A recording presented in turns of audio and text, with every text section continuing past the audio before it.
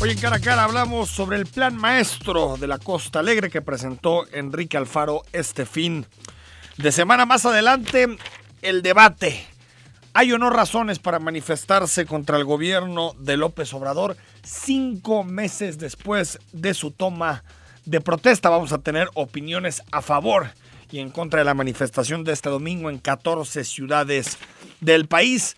Más adelante también hablamos de Venezuela. ¿Cuál es la situación actual de este país sudamericano que se ha llevado el centro de las discusiones mundiales? Y por cierto, este fin de semana pasó un poquito de noche, reforma a la Federación de Estudiantes Universitarios, a la FEU, y tendremos posibilidad de platicar con su presidente. Soy Enrique Tucen y comenzamos Cara a Cara.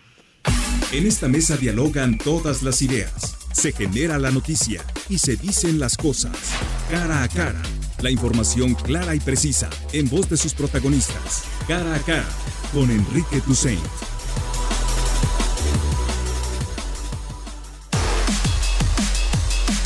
9:05 a.m. El WhatsApp es el 3318-8076-41. Participa con nosotros. ¿Crees que existen razones para manifestarse contra el gobierno de López Obrador 5 meses después? Las cifras oficiales ayer en la Ciudad de México, 15,000 manifestantes, más o menos. En otras ciudades medias como León o Guadalajara, un poco menos de afluencia, y la participación del expresidente Vicente Fox, que estuvo en la marcha de León. Unos minutos más adelante platicaremos sobre este tema que definitivamente se llevó la discusión en los medios de comunicación esta mañana, en los periódicos y ayer en las redes sociales con distintos hashtags, desde AMLO renuncia, AMLO escucha, hasta la Fuerza de México es AMLO, y hoy el presidente respondió a estos manifestantes y más adelante tendremos precisamente sus respuestas y sus principales declaraciones en una conferencia de prensa muy larga la de esta mañana de lunes. Pero comenzamos con el plan maestro de Costa Alegre, una de las zonas más bonitas de nuestro estado, el sur, las playas que están, digamos, entre Colima y Puerto Vallarta, una zona, como decía, muy bonita, ambientalmente muy diversa, y han existido distintos proyectos para desarrollar la zona en las últimas décadas y sigue siendo, pues digamos, siguen siendo espacios de muy difícil acceso para el vacacionista tapatío y también de condiciones muy precarias para la población que vive en estos municipios del sur de Jalisco. Y quiero hablar unos minutos con Sergio Graf, que es secretario de Medio Ambiente y Desarrollo Territorial. Secretario, muy buenos días. Buenos días, Enrique. Qué gusto estar otra vez en tu programa. Gracias por darnos estos minutos. Algunos trazos generales, secretario, de lo que incluye el Plan Maestro de la Costa Alegre. Pues mira, yo quisiera contextualizar primero la zona. Es una zona que no solamente significa playa, es una región que tiene diversos usos del suelo, bosques, selvas, una superficie agropecuaria no desdeñable, que suma poco más de 743,000 hectáreas, pero tenemos 273 kilómetros de litoral. Entonces es un programa que no tiene que abordar solamente el asunto turístico, sino muchos aspectos del desarrollo rural y urbano de la región, pero es una zona que tiene particularidades, como tú señalabas, especiales. Es una región con un valor ambiental fundamental. Tenemos una gran línea costera de zonas de anidamiento de tortugas marinas. 4 de las 8 tortugas marinas que llegan a México llegan a esta costa a opositar y de ahí salen las crías que vuelven al mar, y es una región donde hay un valor excepcional en la interacción de la tierra con el mar a través de una red de humedales que son reconocidos como sitios Ramsar, que están relacionados a un reconocimiento internacional por la Convención Ramsar, por su importancia biológica y por su papel también en la conservación de aves migratorias. Entonces, esta zona pues tiene una característica muy importante, sin embargo también es una zona muy frágil y sumamente vulnerable. Y estamos enfrentando pues procesos históricos de pérdida de recursos, de deforestación, degradación de bosques, que pues podían poner en riesgo la viabilidad. Por eso una intervención integral de lo que se plantea. No es un proyecto, un programa que va centrado exclusivamente en el desarrollo turístico, sino en una acción integral en la cuenca, en toda la costa, desde con un enfoque de protección de cuencas, ¿no? Que nos permita pues asegurar que lo que sucede en las partes altas de esa zona pues no afecten el posible desarrollo turístico y la conservación de los recursos naturales de la región. Y el plan maestro involucra 5 grandes ejes rectores, que es capital natural y ordenamiento territorial, es decir, el eje está centrado en la conservación de un capital natural que pues es la base del futuro del turismo de la zona, es decir, la viabilidad, la competitividad de esa región cuando se logre la conectividad adecuada para que, como tú decías, acercar a la población sea de fácil acceso, pues aseguremos que estamos centrados en valores que nos permitan darle viabilidad en el largo plazo. Para esto, pues se lanzará un programa muy importante de infraestructura, con este enfoque, es decir, mitigando al máximo los impactos ambientales para asegurar la conservación de ese patrimonio natural, una política de desarrollo económico, pero sobre todo que sea justo socialmente, es decir, es una región donde no queremos propiciar un desarrollo que nos lleve a una polarización y a una agudización de las inequidades. Tiene que ser un programa que ayude a que las colectividades locales logren mejorar sus condiciones de vida y aprovechen y sean beneficiarios del proceso de desarrollo turístico que sea en la zona, y obviamente pues un redimensionamiento de lo público con un programa muy importante de accesibilidad a playas en el marco de la legislación, ¿no? Entonces, secretario, no vamos a ver en la Costa Alegre y no vamos a ver en Chalacatepec en específico grandes cadenas ni grandes desarrollos turísticos. ¿Qué tipo de desarrollos veremos? Bueno, pues tendremos que buscar un turismo sustentable de bajo impacto ambiental. Obviamente hay zonas que tienen mayor capacidad para tener densidad de habitación. Sí. Esto lo va a determinar el ordenamiento territorial, pero sobre todo tener un turismo que pueda ser compatible con la conservación del patrimonio natural y que esté centrado también en un manejo sustentable de los humedales. Sí. Es decir, estos humedales son un factor determinante en el mantenimiento de la productividad pesquera en la región, y es una zona de interfase entre el mar y la tierra, pero también ahí hay pescadores, ejidos que están en el entorno de estos humedales que se pueden beneficiar del desarrollo turístico a través del ecoturismo y un turismo dirigido hacia la naturaleza en esos espacios. Obviamente toda la infraestructura y el equipamiento debe tener un cumplimiento pleno de la normatividad ambiental, y sobre todo queremos hacer el ordenamiento del territorio bajo una visión de cuenca. Lo que pasa en la cuenca alta pues va a afectar en varios sentidos la posibilidad del desarrollo turístico.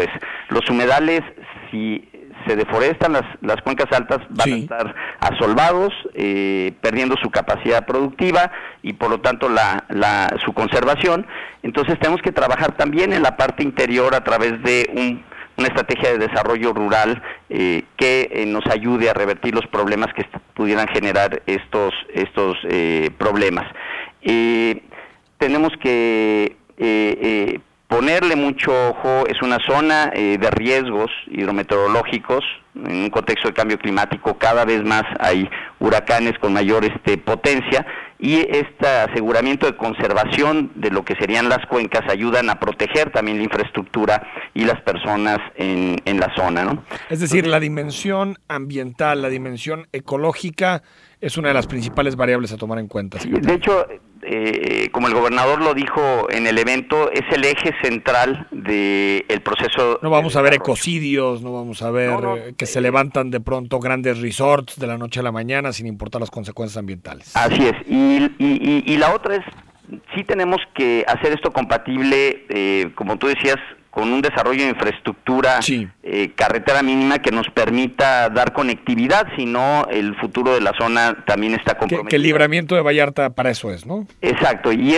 pues tendrá que hacerse, como se ha señalado en varias ocasiones, con todos los mejores estándares de construcción y asegurando minimizar todos los impactos para conservación de los recursos naturales en el área. Secretario, en administraciones pasadas se le conoció al proyecto de Chalacatepec como el nuevo Cancún. Esa idea ya la podemos ir desechando. No, hay que desecharla, no tiene nada que ver con, ni siquiera ni Chalacatepec ni el resto de la zona tiene este enfoque. En primer lugar, es un ecosistema totalmente diferente al que nos encontramos en la península de Yucatán. Nosotros tenemos prácticamente en toda la región una proporción importante de la montaña que llega al mar, ¿no? Sí, no es no son planicies costeras ni zonas planas donde se podrían desarrollar estos grandes desarrollos. Entonces, obviamente habrá zonas donde tendrá que haber cierta densidad que permita un turismo también accesible a la gente. Pero donde ambientalmente no haya consecuencias de este tipo. ¿No? O sea, porque tampoco se puede convertir en una zona de exclusividad económica para quienes... Que ahorita más o menos lo es, ¿no, secretario? Claro. Ahorita unos de los desarrollos más caros que hay en este momento en Jalisco están en la Costa Alegre. Sí, aunque también tenemos sitios donde todos tenemos acceso a ir, es decir, la costa también nos abre Melaque, por ejemplo, la opción a la Manzanilla, Boca de Iguanas, Tenacatito, o sea, donde muchos podemos ir sin tener que estar en los grandes sitios. Yo creo que es una zona que nos permitiría tener un acceso más democrático al disfrute, ¿no?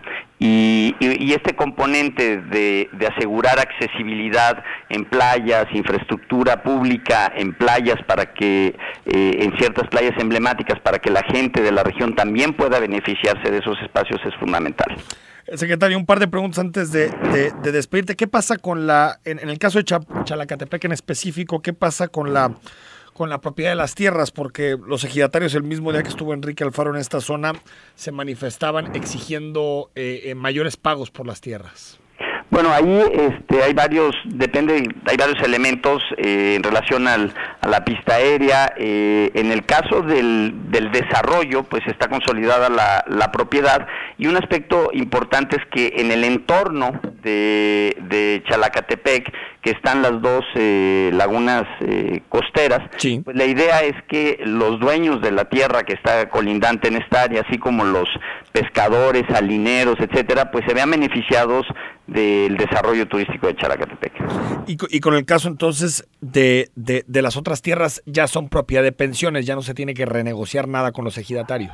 Sí, no, digo, hay una consolidación de propiedad del sitio de desarrollo turístico, según tengo entendido, eso parece que no tiene ningún problema, y lo más importante es cómo aseguramos en el entorno de ese lugar una adecuada participación de los actores locales en el beneficio, pues, del desarrollo que se vaya. O sea, la idea es que si haya cooperativas, colectivos que estén involucrados con el proyecto. Claro, o sea, la ventaja de las lagunas costeras, de todos los sitios Ramsar, es que estos ya tienen comités de gestión de estos sitios donde participan pescadores, ejidatarios. Hay organización, digamos. Hay cierta organización donde vamos a trabajar intensamente, porque ellos tienen que ser, cada vez que se establezca un desarrollo turístico en algún punto, pues eso genera un potencial para que la prestación de servicios turísticos hacia los valores ambientales que están en el entorno, pues sean de beneficio a la gente, ¿no?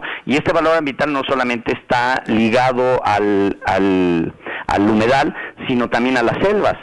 O sea, tenemos selvas hermosas en la región, muy diversas, una cercanía hacia la montaña que la va a dar sobre todo la carretera que viene de Talpa a Tomatlán, que va poder permitir dar accesibilidad a otro tipo de turismo que permita pues la permanencia de gente en visita en la región. Entonces, creo que hay que trabajar mucho con los ejidos, comunidades, pequeños propietarios de estos espacios para que el desarrollo turístico de la zona pueda permear también en beneficio de más gente.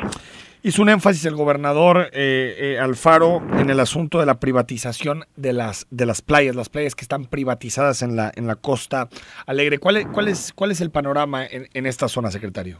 Mira, obviamente por ley toda la playa es un bien público, la accesibilidad a las playas. Lo que pasa es que no tienes siempre accesibilidad vía terrestre a las playas, tienes a veces pequeñas caletas que están consolidadas con propiedades y es muy difícil acceder vía terrestre a una playa así pasando por propiedades consolidadas. Pero hay una gran cantidad de playas a lo largo de toda la costa que tienen accesibilidad desde la carretera, accesibilidad pública. Esas son las que se tienen que trabajar para que haya acceso en ciertos puntos estratégicos, como marca la ley, para que haya acceso público a las playas desde vía terrestre, ¿no? Secretario Sergio Graf, gracias por estos minutos y estaremos atentos. Gracias. Muchísimas gracias, Enrique. Hasta luego. Sergio Graf, secretario de Medio Ambiente y Desarrollo Territorial. La Costa Alegre se presentó el sábado, el plan maestro de la Costa Alegre. Hay inversiones en materia de salud, educativa, turístico, transporte marítimo.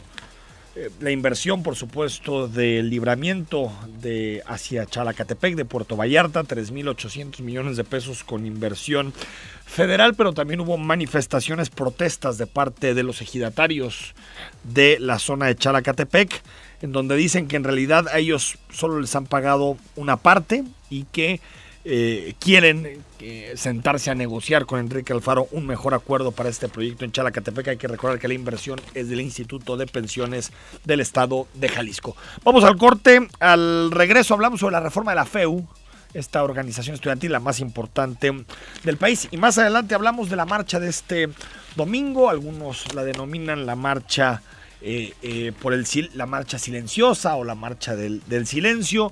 Los críticos de la manifestación dicen que es la marcha fifí. Hay de todos calificaciones en redes sociales, pero te preguntamos esta mañana, hasta el día de hoy, 6 de mayo de 2019, ¿te parece que hay razones para protestar por la administración de Andrés Manuel López Obrador? Más adelante tendremos versiones a favor y en contra.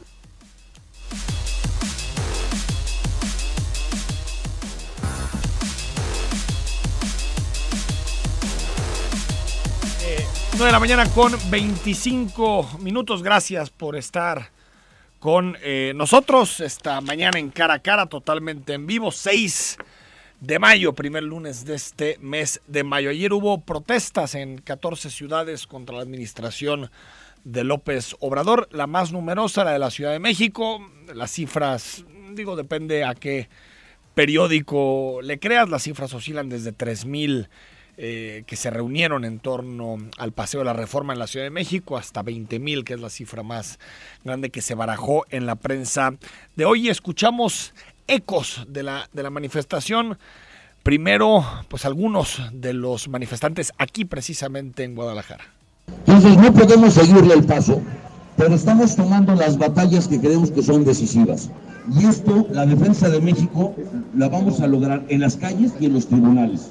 Muchísimas gracias por participar. Esto, ahorita yo entiendo que la persona haya dicho que no quería hablar de Venezuela. Yo estoy de acuerdo, venimos a hablar de México, pero también si estamos aquí, hay que tener cuidado de no caer exactamente en el tema de Venezuela. Y bueno, López Obrador hoy le dio unas 25, 30 minutos más o menos de la rueda de prensa matinal para hablar precisamente de la marcha. Yo hasta celebro que se organizara esta manifestación y ojalá y se sigan manifestando con libertad quienes no están a favor del gobierno. Esto es lógico, es natural. Cuando se triunfó, se dijo que no iba a ser un cambio de gobierno, sino un cambio de régimen, que íbamos a acabar con la corrupción, con los privilegios, con los lujos en el gobierno, que íbamos a atender a todos, íbamos a escuchar a todos, íbamos a respetar a todos.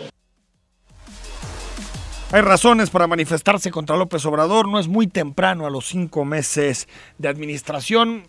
¿Quién está detrás de las protestas este fin de semana? Tenemos 2 opiniones. Claudia Murguía es diputada local de Acción Nacional. Claudia, ¿cómo estás? Hola, Enrique, buen día. Muy bien, gracias. Quiero saludarte y saludar a todos tus radioescuchas. Gracias por estar con nosotros. Sofía Lameiro, que es simpatizante de Morena y servidora de la Nación. Sofía, muy buenos días. Hola, buenos días, Enrique, buenos días. Oye, a ver, si quieres, comenzamos contigo, Sofía. ¿Ves razones después de 5 meses de gobierno para estas manifestaciones en contra de la gestión de AMLO? Pues más allá de razones, todos quienes estén inconformes tienen derechos y es algo positivo que la gente se sienta con la libertad de salir a manifestarse en un total, pues si se sienten en descontento con un gobierno. Y me parece también natural en un gobierno que ha iniciado con cambios tan pronto, ¿no? Claudia. Hola, Enrique. Mira, me parece que lo que sucedió ayer es el inicio de lo que va a ser un frente ante la forma de gobernar del presidente Andrés Manuel López Obrador, que va a surgir desde la sociedad organizada. Bien decías tú hace un momento, creo que yo no alcanzo a percibir todavía bien quiénes son las cabezas que pueden ir consolidando este movimiento contra Andrés Manuel López Obrador, pero me parece que lo que sucedió ayer es el inicio de un frente con el que López Obrador se va a estar encontrando. Me parece sumamente importante resaltar que las protestas de ayer no van en contra del resultado de una elección, no van en contra ya del bono democrático al cual López Obrador recurre todo el tiempo para tomar cualquier tipo de decisión descabellada y anticonstitucional, sino es ante la forma de gobierno, ante el pánico y ante el miedo que hay de la desestabilización económica que tiene el país, de la polarización, del llamado al encono y al odio, sí, entre pareciera 2 pueblos mexicanos, entre los fifís y entre los pobres, entre el miedo y el pánico que comparte tu servidora de vulnerar las instituciones democráticas de nuestro país, y lo peor que puede pasar es que estas mismas instituciones parece que las puede o las está utilizando como una herramienta en contra de quienes pues de alguna manera no estamos de acuerdo con su forma de gobernar. Así es que me parece sumamente importante, a pesar de las descalificaciones que ha habido, de la minimización que se ha hecho incluso por parte de algunos funcionarios del gobierno federal, del hecho que sucedió ayer, pero me parece que es la punta de lanza de un frente con el que se va a encontrar López Obrador. Sofía. Me parece que es un poco descabellado asegurar todas las cosas que Claudia pretende y la derecha también pretende instaurar, porque más allá del descontento que puede haber de un sector que parece ser mínimo, no hay realmente motivos para creer que se está poniendo en riesgo el país, ¿no? Sino todo lo contrario.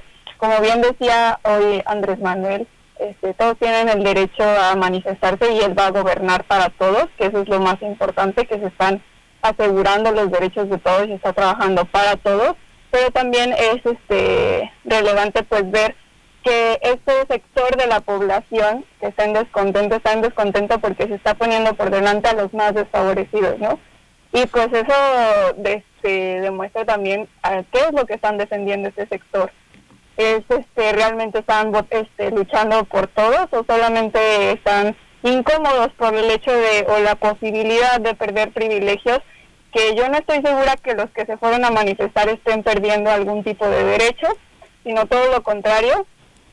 Y también pues me parece relevante ver que a pesar de que se movilizó tantos sectores de convocatoria tuvimos a 2 expresidentes convocando para esta manifestación. A pesar de todos esos esfuerzos que creó la derecha, la realidad es que la gente que fue, pues fue muy mínima, ¿no? O sea, no creo que sea algo que debamos de minimizar, pero de todas formas fue un sector pequeño todavía el que sigue yendo, y eso nos habla de que el presidente y las acciones que está llevando a cabo pues están generando un consenso en la población que parece ser bastante mayoritario, y eso sigue siendo positivo porque seguimos teniendo argumentos para asegurar que este gobierno está caminando de forma positiva para todos. Y en cuanto a la polarización que mencionaba Claudia, pues me parece relevante destacar mucho de los mensajes que se veían en las marchas, ¿no?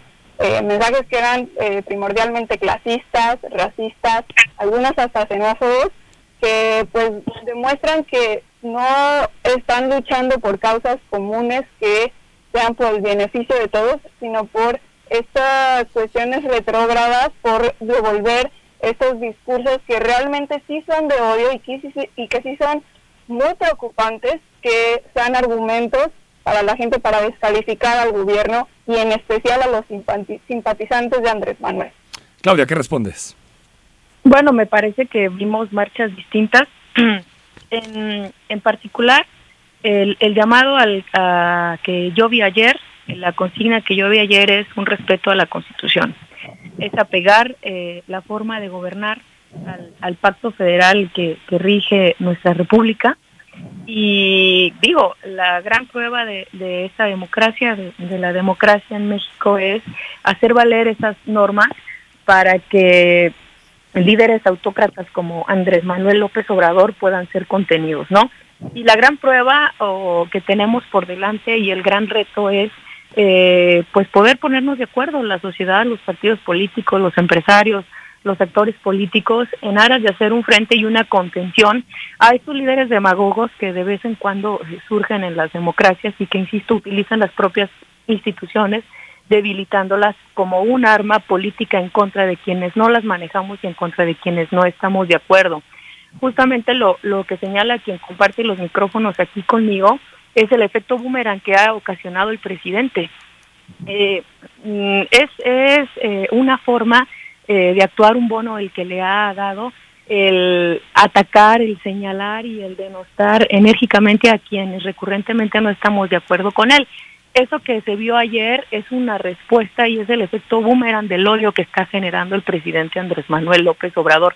No comparto algunas de las mantas o de lo que se señalaban las mantas el día de ayer, justo con lo que dice quien comparte los micrófonos conmigo, en seguir señalando la diferencia entre los mexicanos, pero lo que sí comparto, por sobre todas las cosas, en que tenemos que hacer un frente común en aras de contener al presidente y sobre todo de invitar y de incitar a que retome el rumbo, ¿no? Digo, elementos y muestras ha habido suficientes. Una vulneración o el intento de vulneración del pacto federal, tratando de imponer autoridades al lado de los gobernadores en los estados con los superdelegados, los atentados y los ataques contra la Suprema Corte, y digo, discúlpeme, pero la zorra no se ve la cola, ¿verdad? Pareciera que el presidente es un ser inmaculado, ajeno a la corrupción, cuando no hay congruencia en las últimas decisiones que ha tomado respecto a las licitaciones de su compadre. Entonces, alertas hay muchas, y si la sociedad no nos organizamos desde los partidos políticos, desde las instituciones, pues no vamos a poder contenerlo. Y insisto, lo que pasó ayer es el inicio y es la punta de lanza de un frente con el que López Obrador va a tener que estarse enfrentando y esperemos que pueda reconsiderar el rumbo. Sofía Lameiro, si quieres responder algo de lo que ha planteado también Claudia y meter el ingrediente, ya lo decías, el tema de la presencia de Vicente Fox en la manifestación de León, pero también el hecho de que uno de los convocantes, al menos a través de las redes sociales, era el presidente Felipe Calderón. Sí, mira, me parece interesante lo que menciona Claudia, que quiere crear un frente, en especial en el que estén los empresarios y ciertos sectores de la población. Y esto nos demuestra, una vez más, que la derecha no está en favor de las mayorías, no está en favor de una población que pues tiende a ser la más humilde y la más mayoritaria, ¿no? Y creo que es interesante que ellos crean que ese es el sector que deben rescatar, porque creen que ese es el sector que está más vulnerado, cuando creo que es todo lo contrario, no están vulnerados porque los empresarios no son los enemigos del pueblo, ¿no? Sino, como se ha dicho desde siempre, quienes vulneran a la sociedad son realmente quienes son corruptos y quienes no están viendo más que para sacar con el poder público beneficios propios, ¿no?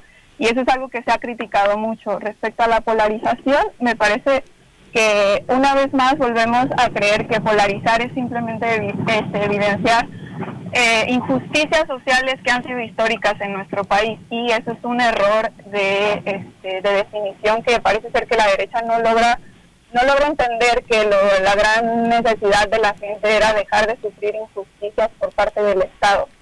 Y nunca parecen entenderlo, y no han visto el reclamo de la sociedad y siguen sin aglutinar reclamos de la sociedad en general. No creo que la manifestación de ayer sea negativa, sino es positiva, porque habla también de que se están movilizando no solamente sectores que fueron olvidados, sino ahora toda la sociedad, podemos decir, que se está movilizando respecto a los asuntos políticos. La politización de toda nuestra sociedad pues siempre va a ser política, ¿no? Claudia, me queda un minuto. También el asunto de los expresidentes que también pues, son de origen panista. ¿El PAN está detrás de las manifestaciones? No, Vicente Fox y Felipe Calderón es muy sabido que están fuera del PAN, sí, hace ya tiempo. Las decisiones o las acciones que ellos tomen, pues no son responsabilidad del partido, son de índole personal. Y bueno, finalmente tienen la libertad para hacerlo, ¿no? El PAN no es responsable de las decisiones o las acciones que tomen ellos. Pero quiero regresar en lo que me queda. Sí. Tal vez Sofía no me escuchó. Yo dije que el llamado y la organización tiene que ser desde la sociedad civil. Y tal vez, pues también estamos viendo México diferentes, porque los más de 50 millones de mexicanos que viven en pobreza en nuestro país, pues no creo que estén dejando de sufrir ni que hayan dejado de sufrir en estos 5 meses. No hay un antes y un después de López Obrador en la pobreza en México o en los desvalidos yo sigo viendo gente que se preocupa porque no tienen la certeza respecto a la seguridad social. Yo sigo viendo gente sigo viendo porque son cosas que hemos visto que hicieron el PAN por años. No, bueno, estamos lidiando. A ver, una a la vez. Una a la vez, porque si no nos entiende. Termina Claudia y responde Sofía para allá. Bueno, mira, no me sorprende el discurso que tiene Sofía. Pues están tienen una línea discursiva muy marcada. Eso no me sorprende. Tampoco me sorprende que de esa línea no se puedan salir o no se atrevan a debatir más allá con razones y argumentos de fondo, porque pues es lo que les ha funcionado, ¿no? Parcialmente, porque sí, ya lo vimos ayer. Entonces, pues seguir culpando a los gobiernos anteriores, pues eso no le da una visión de futuro a México, y yo realmente apelo que lo que pasó ayer haga reconsiderar al presidente. Responde Sofía, y ahora sí ya me tengo que ir. Mire, yo no creo que es justificar lo que hicieron el PAN, para nada, pero tenemos que tener un relato de la historia y sobre lo que estamos enfrentando. Las consecuencias que nosotros ahora vivimos no son de arte de magia. Vivimos un desastre de más de 18 años con el que ahora estamos teniendo que lidiar y con el que estamos tratando de solucionar. La gente ya está viendo resultados, ya les están llegando a muchas personas apoyos sociales respecto a la pensión de los adultos mayores, sí, está habiendo cambios en la atención de las víctimas. Vemos el caso de las personas que están buscando a sus hijos y familiares desaparecidos, que ha habido una respuesta del Estado para atenderlos, y entre muchos otras cosas, el gran apoyo que ha habido a los trabajadores. La reforma laboral no viene en vano, está habiendo atención, y eso es lo importante, ¿no? Que estamos viendo una presencia del Estado, no solamente la ausencia que hubo por tanto tiempo. Sofía Lameiro, Claudia Murguía, gracias por estos minutos y dentro de lo que cabe por discutir de forma civilizada. Gracias. Gracias. Un abrazo a las dos. Saludos. Buen día. 9 de la mañana con 41 minutos. Al corte, tenemos todavía pendiente el asunto de la FEU. También hablamos sobre Venezuela.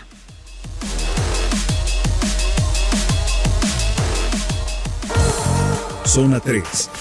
Todo un plus en el 91.5. Síguenos en redes como Zona 3 Noticias.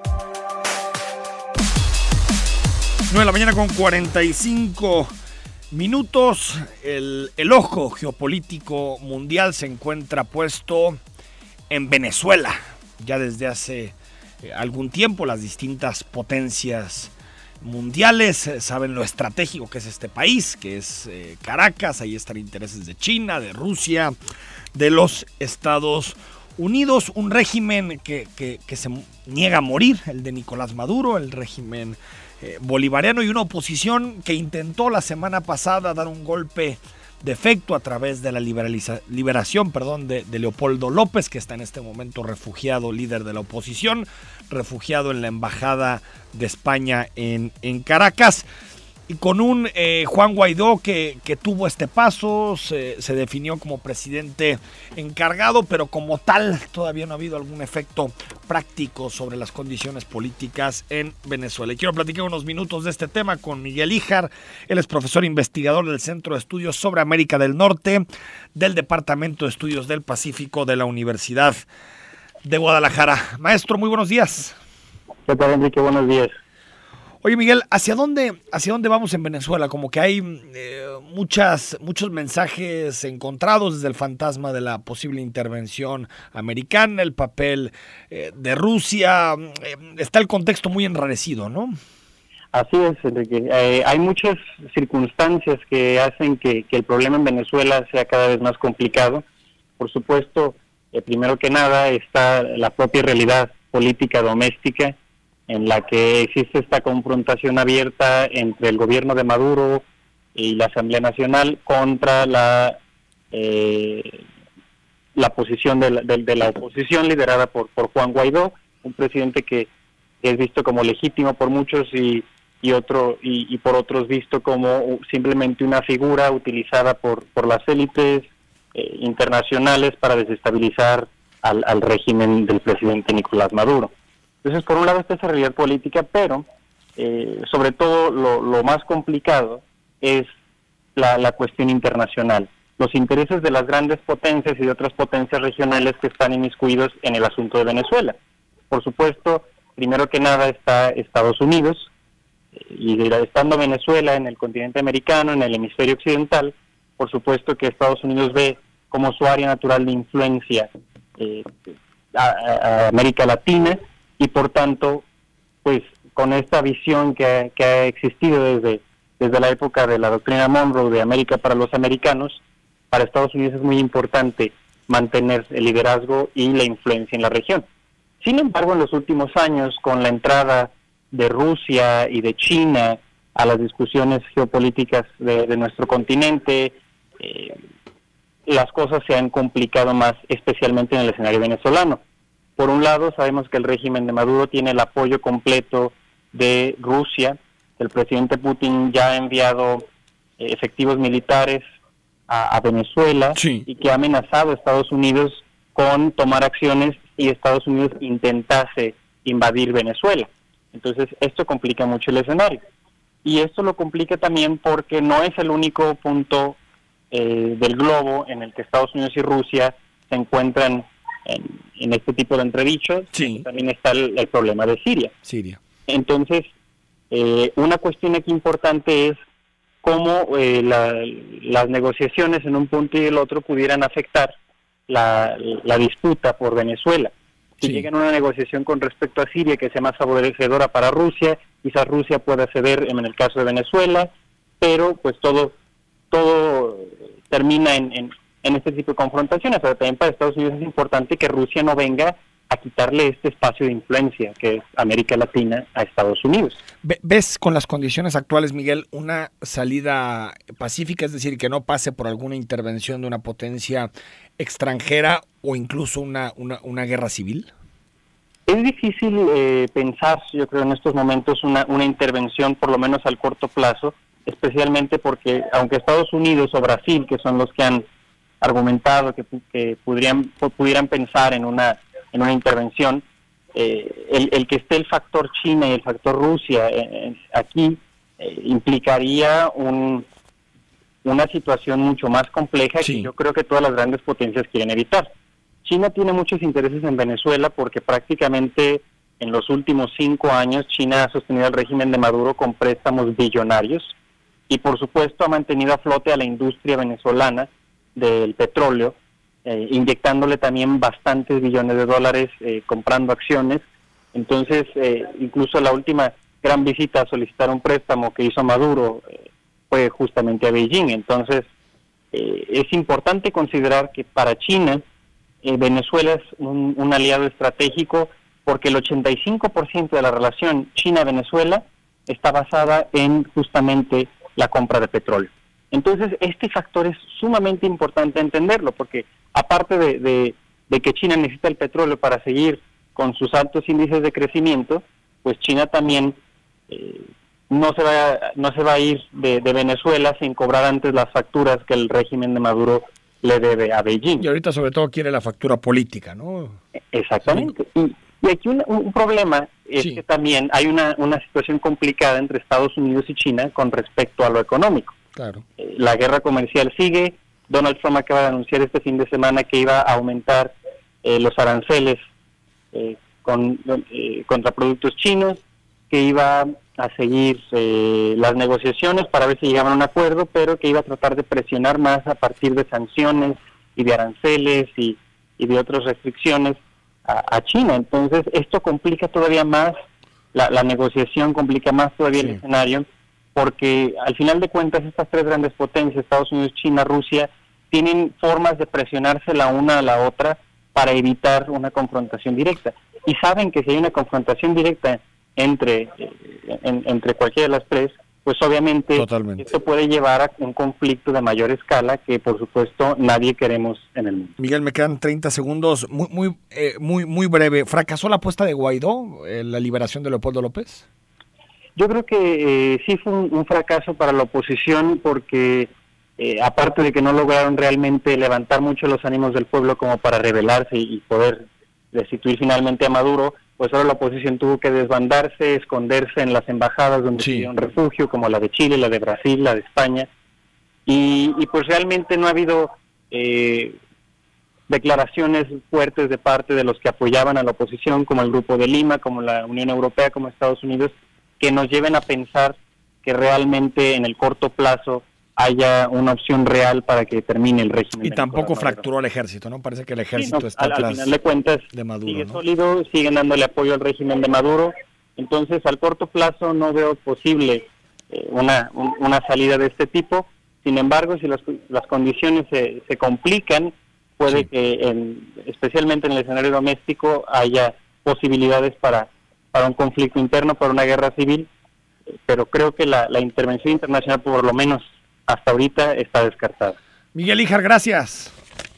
Gracias, Enrique. Muy buenos días, profesor de la Universidad de Guadalajara. Vamos al corte y leemos tus mensajes. Antonio de la Torre nos dice: Enrique, buenos días. López Obrador es igual de corrupto, su compadre, cuñados, con darle concesiones, puestos de dirección, el de confrontar a la ciudadanía. Perla dice: buenos días, señor Tucen, por supuesto que todas estas marchas son pagadas y movidas. ¿O es que por fin México despertó y dejó de ser conformista e individualista? Si fuera el caso, estarían conformes con el presidente que desde que llegó ha tratado de hacer las cosas bien. ¿Que no se dan cuenta que entre más rechazan y quieren tumbar al peje, más fama le dan, más ganas nos dan de tenerlo en el poder, más nos damos cuenta de que está pisando callos de todos aquellos que por fin lo están poniendo en su lugar? Patéticos, dejen de perder su tiempo y dejen de hacernos perder el nuestro. Miguel Ramírez: el tema de izquierda y derecha para mí ya es algo obsoleto. Un gobierno que atiende el crecimiento de su gente de manera inclusiva es la solución. Nos dice 8003, es demasiado pronto para marchar contra López Obrador. Se debe juzgar cuando se pueda demostrar que es inútil o incapaz. Se ve que es político el movimiento. Primero el nuevo gobierno debe enderezar todo lo que los sexenios pasados han dejado mal. Javier Preciado: Enrique, buenos días. Yo estoy molesto con este presidente fifí, debido a que hoy día veo un desabasto en medicamentos, desempleo, seguridad nefasta, economía, caray, en incertidumbre total, corrupción a la orden, nepotismo ni se diga. Díganme, ¿a quién detuvieron con el tema de los combustibles? A nadie. Roberto Lima: buenos días. Creo que la señorita de Morena asistió o vio otra marcha y es más retrógrada que los manifestantes y su puesto no le da derecho a insultar al pueblo. Juan Cejudo nos dice: Son las mentiras de lo que dijo AMLO contra los hechos. Canceló aeropuerto, asignaciones directas, mucha inseguridad, indefendible la 4T. Ricardo Ojeda, ¿qué opina tu público? Yo apoyo a AMLO. Ricardo Guzmán, solo escucho derecha contra izquierda señalando como si unos fueran más que otros y ese ego está destruyendo a los que estamos en medio, por eso México no avanza. Nos dice también 3425, es positivo, me refiero a que no bajan la gasolina. Claro que hay muchas razones para justificar la manifestación de ayer. No hay peor ciego que el que no quiere ver. No hay resultados positivos en atacar el robo de combustibles, muchas muertes, robos de autos. Gracias, hay algunos mensajes largos. Es seguro que esta invitada no ha visto el resultado de la consulta digital de Mitofsky, en el que se da a conocer que la popularidad de AMLO va en caída y de manera sensible. Esta expresión popular no es mínima. Si así se va a manejar, debería reconocerlo. Así que la cancelación del Naim fue por una encuesta que, además de corrompida, ilegal.